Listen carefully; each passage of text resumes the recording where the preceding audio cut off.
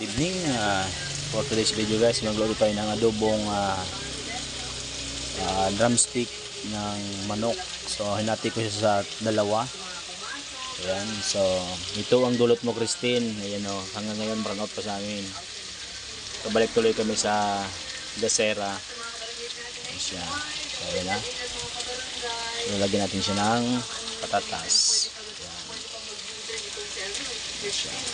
So palabasin muna natin yung aroma ng sibuyas, bawang, tapos luya.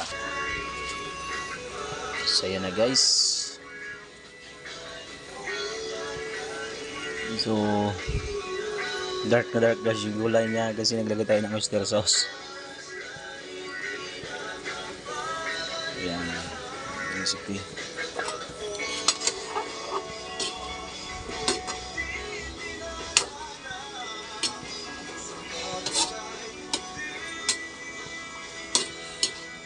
Siya.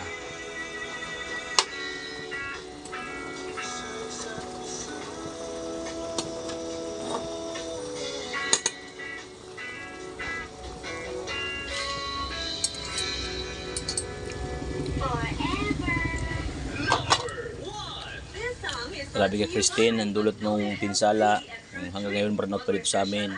Ayan.